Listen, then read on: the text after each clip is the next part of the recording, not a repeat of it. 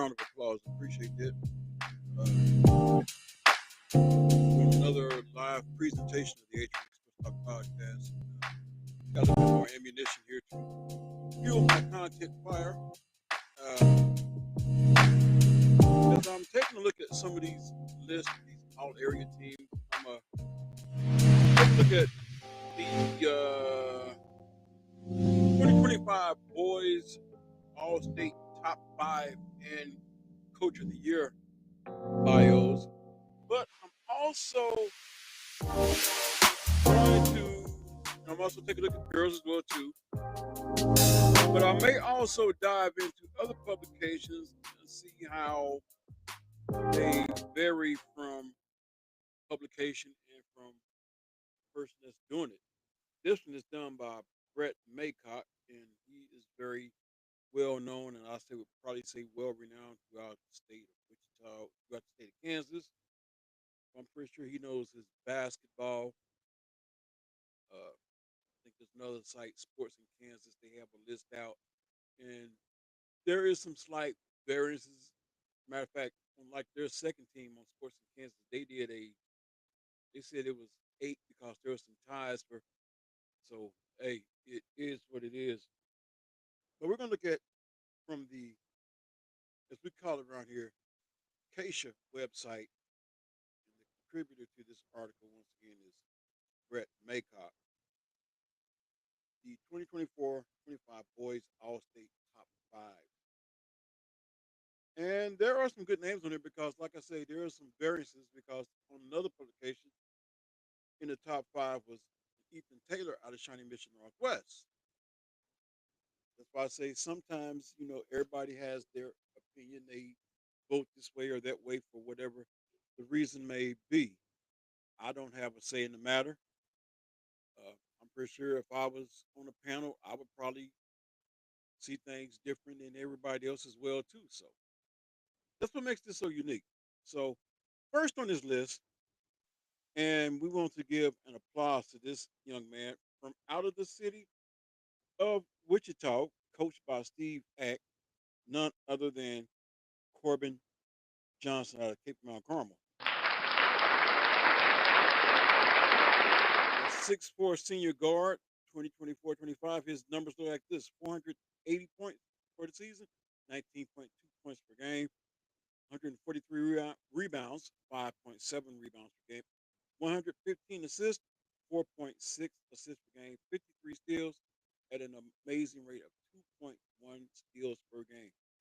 For his career, 163 points for an average of 12.2 points, 510 rebounds for a 5.4 rebound per game average, and 400 assists for 4.2 assists per game. Led Cape into his second straight Class 5A state championship as Crusaders finished season 22-3, scored 16 points and had 10 rebounds in the Crusaders' 58-55 overtime win over Highland Park in this year's championship game, including 2 free throws to seal it, and finished the tournament with a double-double in each game, averaging 16.7 points and 10.3 rebounds per game. Averaged 16.3 points per game in the 2024 state tournament, helping Cape into the state championship.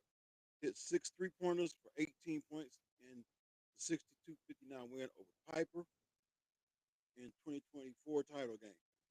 Hit game-winning 3-pointer in big regular season win over Wichita Heights this season. Also helped Cape into runner-up Class 5A state finish in 2023 as a sophomore. So he's just been winning, winning, and winning.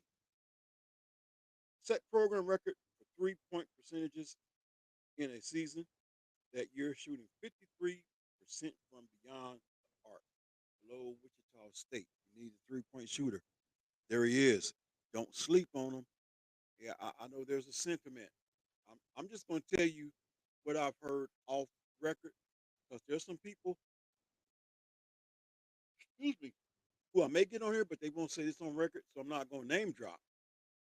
But some have said that the talent on the male side versus the female side is lacking, which is why come the coaches don't recruit.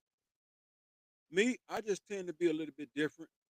I would say go out on them and take a chance on that one because worst case scenario, well, one or two things. You recruit them, they tell you no. At least you pitched them. Other worst case scenario is they end up at the school that you end up playing. And they come back and beat you, and they got that chip on their shoulder because you didn't recruit them. I would, if I'm Wichita State, and this is me personally, I'm giving Corbin Johnson a call. I'm gonna make an offer. That's just my opinion. Once again, he shot 52.3% from three as a junior and 48% from deep this season. Two-time first-team All-Grade Wichita Athletic League selection, averaged 15.6 points per game as a junior and just under 12 per game as a sophomore. Steve Beck had this to say about him. He has ice in his veins, Cape coach Steve Beck said. He has an attitude that if the first shot doesn't go in, the second one will. He led us throughout the year as far as getting our other guys to play better. If Corbin wasn't shooting the ball well, he was working to get others open and get them the ball in good spots. And he hates to lose almost as much as I do. And he just does whatever it takes to win. Every once in a while, he and I would get into, not into arguments, but go back and forth about this and that, winning and losing, and what it takes. He was always on spot. Once again, congrats to Corbin Johnson.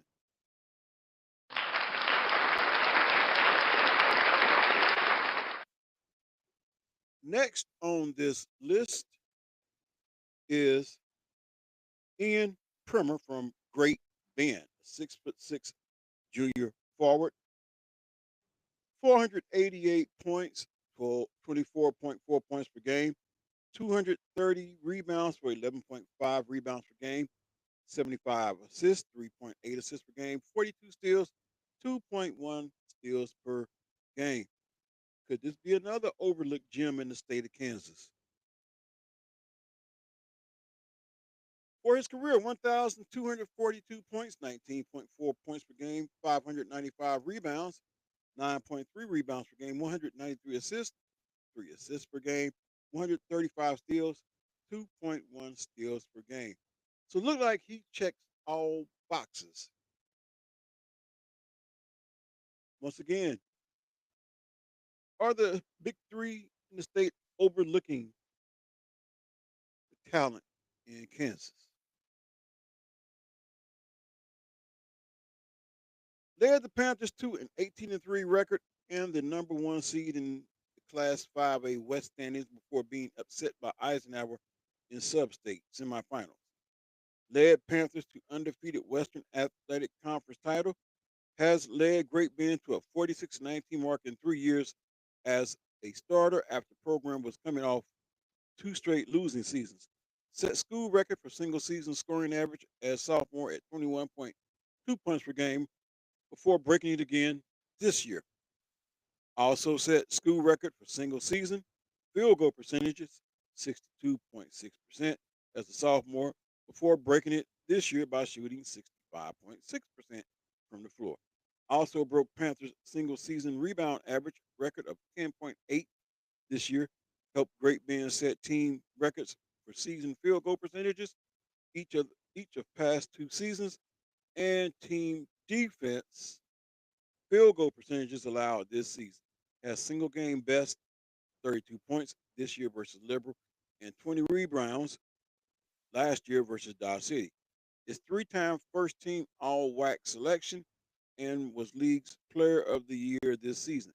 Not only is one of the state's top basketball recruits, also is a Division One football recruit who was a second 11 pick this fall by Keisha Covert.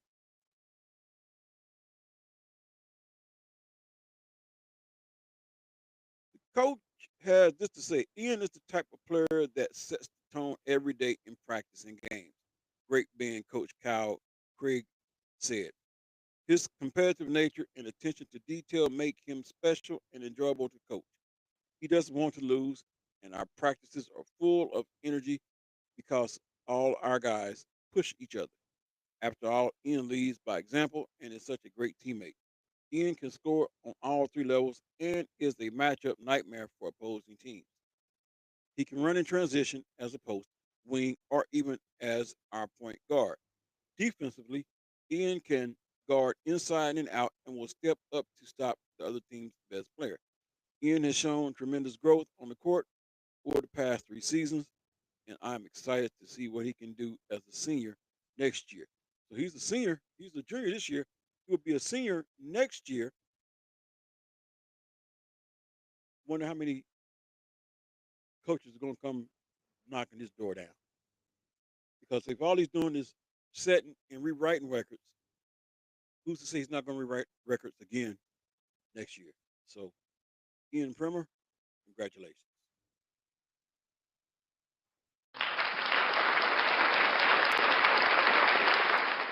And that may be the reason Ethan Taylor didn't make the team.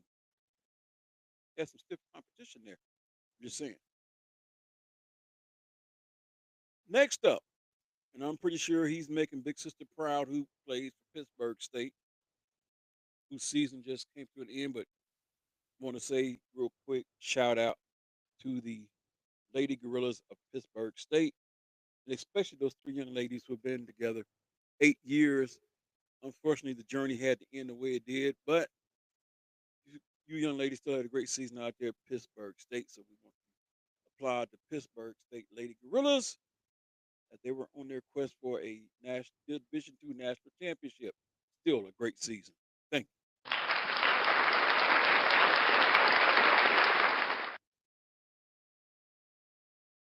So next up on here, 6'6" senior forward, Gabe Powell McPherson. I wonder if he's going to go to Pittsburgh State. Just curious. 525 points this year, 21 points per game, 128 rebounds, 5.1 rebounds per game, 58 assists, 2.3 assists per game, 80 steals, 3.2 steals per game. Something tells me this kid doesn't mind playing defense. I know a lot of college coaches say if you want to get on my court, you got to play defense. I think this is a prime candidate right here who could suit up in the black and gold. I'm just saying. I'm just throwing stuff out there. You might want to listen. For his career, 1,186 points, 13.3 rebounds, 13.3 points per game, 344 rebounds, 3.9 rebounds per game, 172 assists, 1.9 assists per game, 190 steals, 2.1 steals per game. Led McPherson to his second straight Class 4A state championship as Bullpups topped Rock Creek 53-44 in championship game. Had 13 points, 6 rebounds, 2 steals, and title game averaged. What did he average? 17.1 points, 6 rebounds, and 3 steals per game in the tourney. Hit game-winning shot at the buzzer in overtime to beat Baldwin in the quarterfinals, and then hit game winner in final seconds of double overtime win over Ottawa in the semifinals. Also was leading scorer on McPherson's undefeated 2024 state championship team. Tied McPherson's single game scoring record with 44 points against Buhler this year, hitting a school record 11 3-pointers in the game to break Brian Henson's old single game 3-pointers made record. His 80 steals are the fifth best single season total, and he finished number 2 on the Bullpups career list. Also ranks number 6 all time in career scoring and 5th in career blocks with 78. Was named MVP of McPherson Invitational and MVP of Ark Valley Chisholm Trail 3 League each of the past 2 seasons. What the coach has to say about him, Gabe has one of the highest basketball IQs of any player that I have ever coached. McPherson coach Kurt Kinnaman said, he sees the game as it is happening 2 steps ahead of others. His instincts are off the charts. He is a great teammate that held himself and others accountable to the ultimate goal of winning a state championship. So we want to say, Gabe, congratulations. Once again, Gabe Powell. Also, want to let you know that as I'm going through this, I am going to do the girls' list tomorrow because that one's going to be very interesting. It's going to be very interesting as I sift through the guys. I want to give the guys some love and let them have their own platform today. As we're going through this, next up on the list, Ja'Cory Robinson of Highland Park, a 6'6" senior guard forward, 512 points, 20.5 rebounds per game, 200 rebounds, 8.8 rebounds per game, 151 assists, six six assists per game. Wow, that means he knows how to distribute the ball. 88 steals, 3.5 steals per game. He is a thief on the defensive end. For his career, 1,374 points for an average of 15.4 points per game, 721 rebounds, 8.1 rebounds per game, 391 assists, 4.4 assists per game, 198 steals, 2.2 steals per game. Sound like he plays defense like Paul Pressey used to play back in the day for Tulsa. They called him Spider Man. Led Highland Park to top three finishes at the Class 5A state tournament each of the past 3 seasons, including a runner up finish this season as the Scots lost Cape Mount Carmel 58-55 in overtime in the championship game. Robinson had 26 points, 12 rebounds, 4 assists in the title game, averaged 19.7 points, 8.3 rebounds, 6 assists, and 3 steals per game at the state tournament this year. Also led the Scots to a third place finishes in 2023 and 2024, averaging 20.3 points per game at the 2024 tournament and 4 state appearances overall, with Scots failing in quarterfinals in 2022. Is two-time first-team All-Meadowlark Conference selection and was League Player of the Year as a junior and senior. Helped lead the Scots to 3 straight undefeated league titles and a 71-4 record past 3 seasons overall. Also had 99 career block shots. Has signed with Austin Peay. See, when I see that and has signed with, I always go back to this. Another one in the state has gotten away. Some don't agree with me when I come up with that assessment, but that's how I feel. That's my assessment. I mean, I know coaches are going to recruit the way they want to recruit, but I say check out your talent. If it's not here in the city, check it out throughout the state because there is some talent across the state. And Austin Peay from Robinson will be getting a good one. His coach's comments are as follows. His skill set was just out of this world, Highland Park coach Michael Williams said. He was always that kid that could dribble, shoot, and pass it. He was always a matchup nightmare for other people. If you put him on the perimeter and they went small, he'd post up. Put someone big on him, we keep him out there. He was a willing passer, a great handle who could put the ball on the floor and was just unselfish. He loved playing with his teammates and getting the guys around him the ball. When you're when you're the best player, when your best player is leading you in assists, it makes the guys around him adapt to that mindset. And Mikey Williams, and Jamon Wilson spearhead that concept. I started coaching Ja'Cory in second grade and every year up through this year, and I got to see the big picture.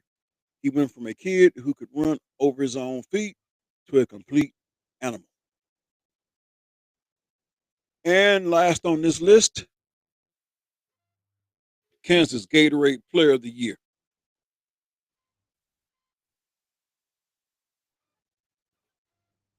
6'6" senior guard, 2024, out of Shawnee Mission Northwest, Keaton Wagler. 463 points, 18.5 points per game, 166 rebounds, 6.6 rebounds per game, 105 assists, 4.2 assists per game, 45 steals, 1.8. For his career, 1,105 points for an average of 11.8 points per game, 464 rebounds, 4.9 rebounds per game, 272 assists, 2.9 assists per game. 100 steals, 1.1 steals per game. Led Northwest to its second straight Class 6A state championship this season, the first two state titles in program history. Hosted double-double in this year's 63-56 win over Olathe North in the championship game with 17 points and 10 rebounds. Averaged 14.7 points and 8 rebounds per game at state tourney this season. Averaged 14.3 points per game in 2024 state tourney as Cougars compiled a 25-0 undefeated season with a 47-39 win over Wichita Heights in the title game. Averaged 12.5 points, 5.9 rebounds, 3.5 assists per game as a junior. Hit 45% from three-point range this season and 57% overall. Had career highs of 34 points and 15 rebounds in a game. Recorded a triple-double this season at Shawnee Mission East versus Shawnee Mission East. 17 points, 10 rebounds, 10 assists. Was 80 and 16 as a starter, setting program record for wins. Ranks number 2 on Cougars' career assist chart, number 3 in career steals, and number 4 in both career points and career rebounds. Led Northwest to 2 Sunflower League titles and was a 2-time first team All League selection, earning League Player of the Year honors this season. Named Gatorade Boys Player of the Year in Kansas, the first Cougar to win the award. Is a 2-time Dyrena Award finalist given to the top player in the Kansas City Metro. Is committed to Illinois. He's committed, but that doesn't mean he's signed, which means maybe someone can make a last ditch effort pitch. I could tell you a school right now, if I was them, I would, but some people just don't hear me like that. That's okay. My opinion is still my opinion, whether you agree with my opinion or don't agree with my opinion. I still say between Kansas State, KU, and Wichita State, these schools should be trying to keep the best talent in the state of Kansas in its own school. You don't have to be at Wichita State, or you don't have to be at KU, or you don't have to be at K State, but be at one of them. I think the best players in the state of Kansas should be pitched, recruited heavily by the state's three big major schools. Then at best, all they can do is either say yes or say nay. Here's what his coach had to say about him. Keaton is such a humble and great leader, Shawnee Mission Northwest coach David Birch said. What he meant to our program is immeasurable. Having a player like Keaton changes not just the basketball team, but the school and the community. I couldn't be happier for him and prouder of him as a player and as a young man. Coach of the Year from Heston, Garrett Rolfe, Coach of the Year 2024-25. 24 and 2, Class 3A state champion, career 67-7. Led Heston to Class 3A state championship as Swathers topped Goodland 51-46 in championship game to cap a 24 and 2 season that saw Heston go into state tournament as number 4 seed. Swathers knocked off undefeated Galena 60-42 in the semifinal after surviving Burlington 45-42 in the quarterfinals. Title was fourth in last 5 years for Swathers, with Roth also as the head coach for the 2023 championship team that finished the season 25-1. Took over the program from Greg Raleigh, who started run of 3 straight state titles for the Swathers from 2021-23. Prior to replacing Raleigh, had coached the Heston freshman team for 2 years and the middle school C team for 2 seasons. Was 3A Coach of the Year in 2023, a Heston alum who played both golf, tennis, and tennis in college. The coach's comments are as follows. He says, at the start, everyone was kind of feeling out what their role would be. We talked a lot in practice about knowing what your role is, and they exemplified their role. It just shows how good of kids we have in this team, on this team. They were willing to do whatever it took, whatever that was, scoring, defending, rebounding, taking charges. I heard from a lot of people impressed about how everyone knew their role, and that's what a team is.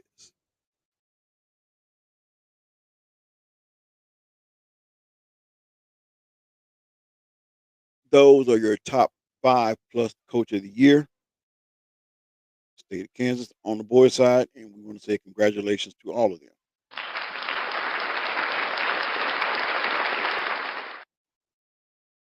Want to thank once again Brett Maycock for that particular story.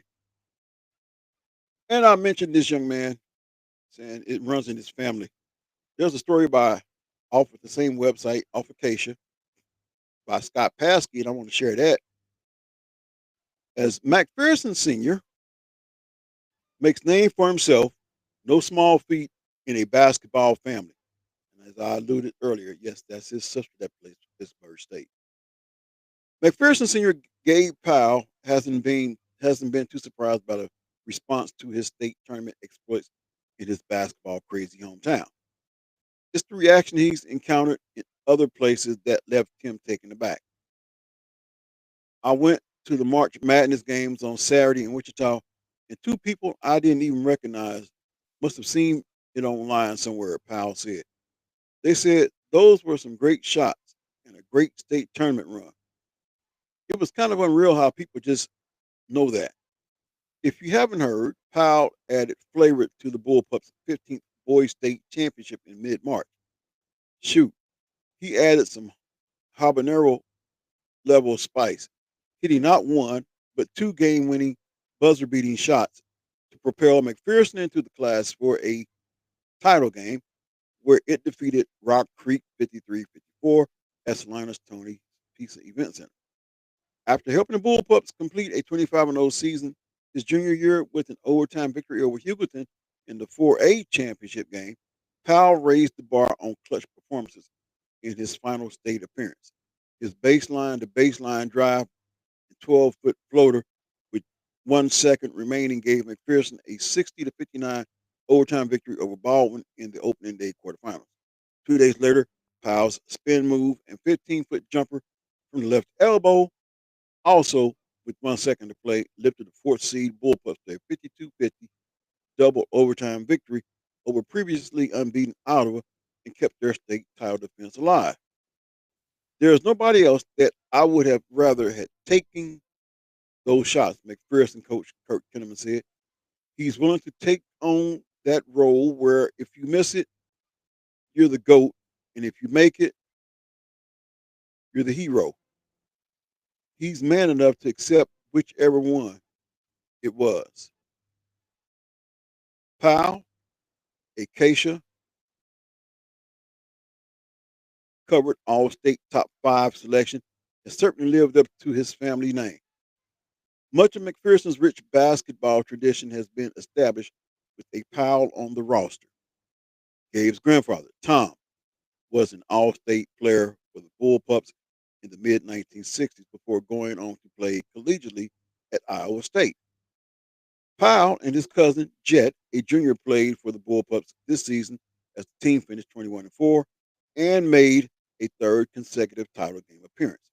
Last year, Jet's older brother, Owen, gave McPherson a trio of Powells for the unbeaten march to a title. Gabe Powell has grown up with plenty of outstanding basketball players in his own house. The youngest of David and Deidre Powell's 5 children, Gabe watched 3 older brothers, Drew, Ben, and Sam, play for McPherson. Drew and Ben were on state championship teams and earned the Kansas Basketball Coaches Association's Mr. Basketball honor as senior. David and Deidre played at McPherson in the early 1990s, with David part of a back-to-back Class 5A championship team. The Powell's lone daughter, Grace, was a former Bullpup standout who contributed to the family's March Madness this year by leading Pittsburgh State to the NCAA Division II National Semifinals. Her postseason success resulted in David going to Gabe's state semifinal game in Salina, while Deidre attended Grace's Division II Central Region opener in Pittsburgh on March 14th. Talk about a basketball family. I think there's always been a little bit of pressure on me, especially being the youngest in my family and seeing a bunch of successful siblings who won state championships and won all state awards, won Mr. Kansas Basketball Awards, Powell said. I think that pressure just made me want to be the best I can and put in the work to prove I belong in the Powell family. Gabe, like many of the Powells discovered through the years, found the bullpup spotlight occasionally leaves a mark. As a sophomore, Powell helped McPherson return to the 4A state tournament and reach the championship game by knocking off defending champion Bishop Miege 60-54 in the semifinals. But in the title game against Hugo, Powell missed all 7 of his field goal attempts and his long free throw as the Bullpups fell 67-58. He never outwardly said it, but you could really tell that he felt like a lot of that was on him, which it wasn't, Kinnaman said. That was a team thing, but that's the kind of kid that he is. Powell's viewpoint set him on a course for success. That game alone just really made me hungry, he said. It made me work like I've never worked before. That game stayed in the back of my mind the whole spring, summer, and into the next fall. And then when I came back to my junior year, it was ready to go. I was ready to go out and just kill. That was definitely the mentality going into it because I did not want to feel that type of way about any game again, ever. I'm pretty sure that paid off. Indeed, it did. Powell joined teammate Caden Thompson on the All Class 4A first team as a junior and redeemed himself in a title game with Hugoton. He scored 17 points against the Eagles as McPherson erased an 11-point fourth quarter deficit to force the extra period. Powell sealed with the 65-59 victory with a pair of free throws with 6 seconds remaining. This season, the 6'6" Powell averaged 21 points, 5.1 rebounds, and tied a single game school record with 44 points in a victory over Bueller. Powell hit 11 of 13 three-pointers in the contest, surpassing his dad's former teammate, Brian Henson, for most in a bullpup game. Do y'all see that? 11 13. These are the type of players. You may say, well, they're not Division One rated. They need to go to JUCO ball. These are the type of players. If I'm a head coach, I'm bringing them on. Even if I'm gonna say, all right, how about you be a preferred walk on, but I'm gonna also give you the chance to earn that scholarship. He would be that one I think would earn that scholarship before the season's halfway over. He's the guy that brings the lunch pail to practice, practice, not a game, but practice. That's right, practice. But everybody else has to wear the hard hat. Do I need to say that again? He's the one that brings the lunch pail to practice, but everybody else better bring your hard hat because when Gabe is in the building, you're gonna know it. Which I say, if you were to bring him on as a preferred walk on, chances are before that season's over, he earns that scholarship. I mean, when you think about who he surpassed, Brian Henson. A lot of K State fans remember Brian Henson. Powell's 1,186 career points ranked sixth in McPherson history. He finished second in career steals with 190 and fifth in block shots with 78. He took on the role of just showing kids the right way to go about it, the right way to practice every day, the right way to be serious about things and still have fun, Kinnaman said. He's a kid who has worked hard on his game. Basketball is extremely important to him, and that rubs off on everybody else. Part of that comes from the family he was raised in. Part of that comes from the community he was raised in. It's important here. Powell and the Bullpups avoided the need for high drama in the finale, building a 15-7 lead against Rock Creek in the first quarter and stretching the advantage to 36-24 after 3 quarters. Gabe and Jet each finished with a team high 13 points as McPherson gave Kinnaman his 8th state title. I'm pretty sure Kinnaman ought to be in the Hall of Fame by now. Which one of these days I want to do a Mount Rushmore of high school coaches in the state of Kansas. And I'm going to say Mount Rushmore is not going to be limited to just the 4 heads that you see. Plain and simple. This could be a 6 Mount Rushmore of head basketball coaches in the state of Kansas. But once again, Gabe and Jet each finished with the team high 13 points as McPherson gave Kinnaman his 8th state title, moving him into a second place tie with Newton's Frank Lindley and Cape Mount Carmel's Steve Eck, this year's 5A champion coach for most in Kansas boys basketball history. And there is probably a little bit more to the story, but I'm going to stop right there as time is steadily moving on. But like I said, tomorrow we're going to have the girl look at the girls, and we may even look at some more of the boys as well too. But I just want to give these guys their props because I know a lot of times it may seem like I'm neglecting the guys, but you also have to realize when I was invited back to watch basketball games live, first game, like I said, and I know I sound like a broken record saying this. It was Joe Jackson at Made South, so I pretty much followed him around. And Coach Brian Chadwick, who coaches the girls team at Derby. And there's something about the girls game that just really made me pay attention.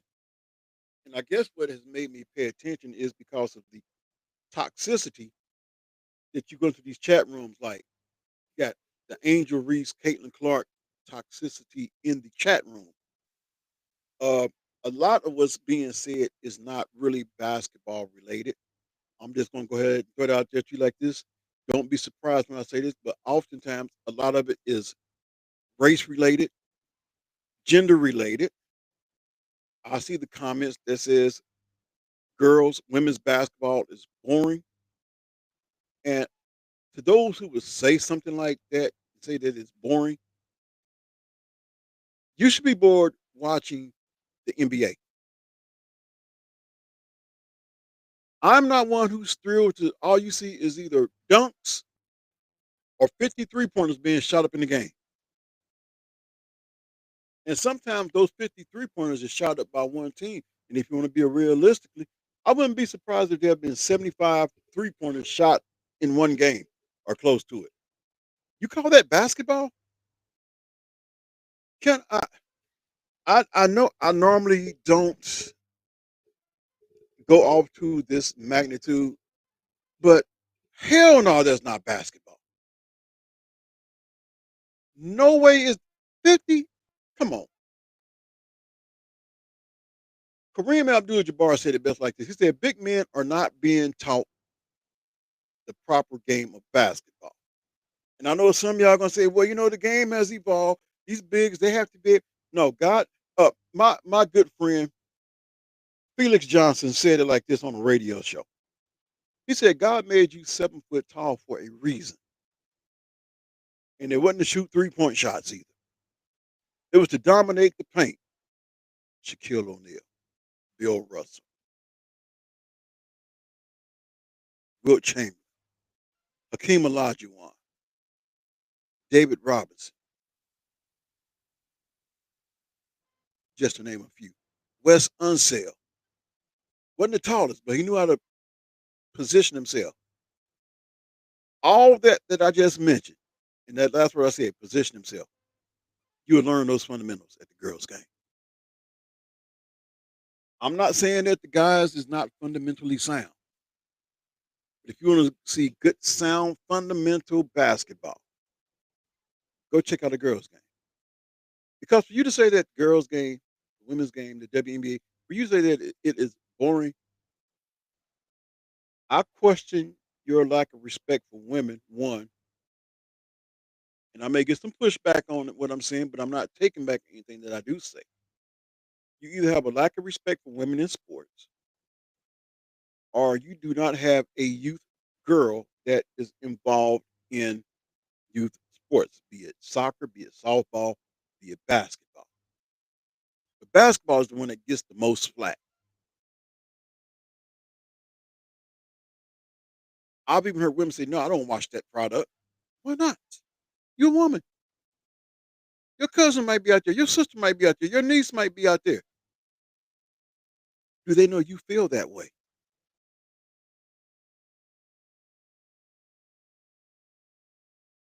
That's why I'm going to shine, Lord willing, the spotlight on women tomorrow in some of these selections that were made because it was a big firestorm on Facebook not too long ago, and I could say his name, Chris Ellis. He brought it out.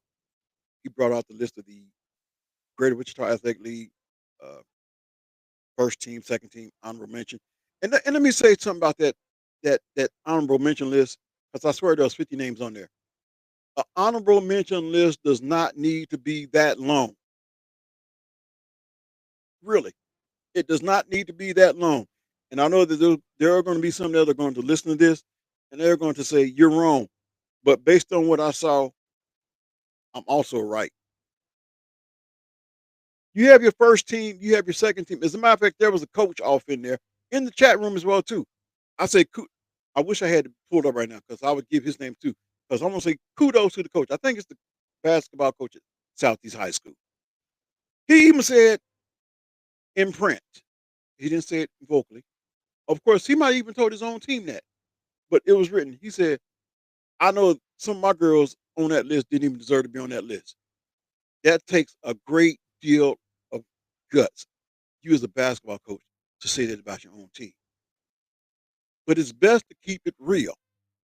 Let me tell you this. I'm gonna decrease because, like I said, I'm gonna talk about the girls tomorrow.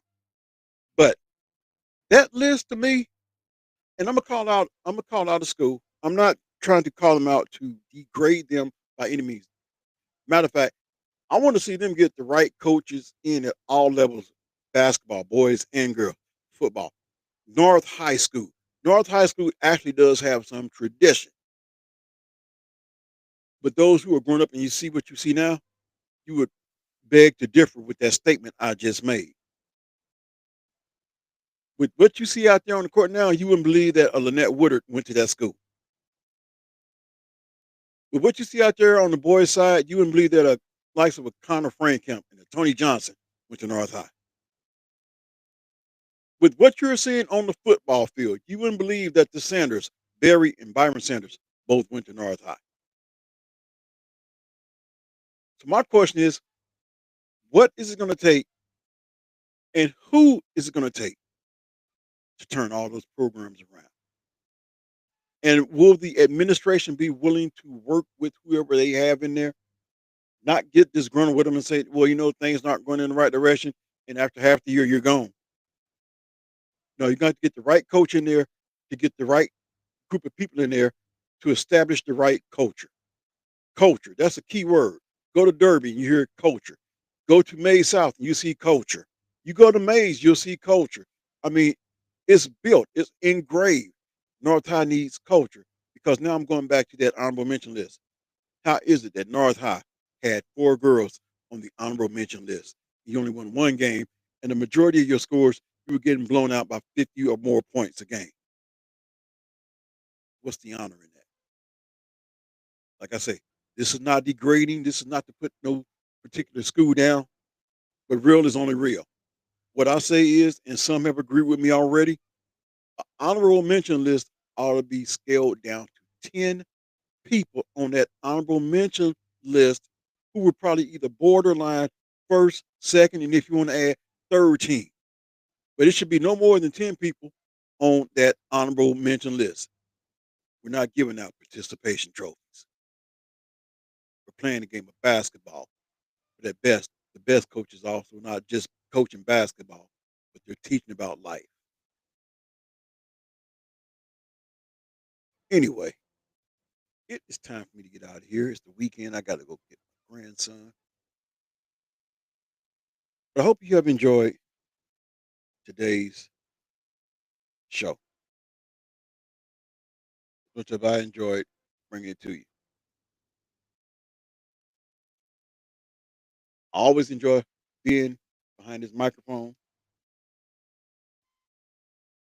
entertaining you, the listening audience. It's always great.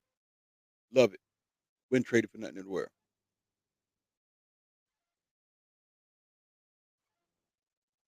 So until the next time, which is hopefully tomorrow sometime,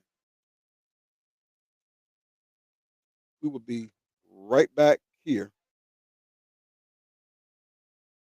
in on the A Train Sports Talk podcast.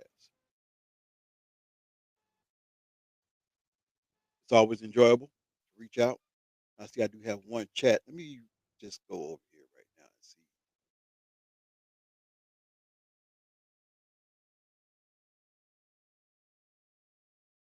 I guess we don't have that chat up. Anyway, like I say, it's always my pleasure to be here with you.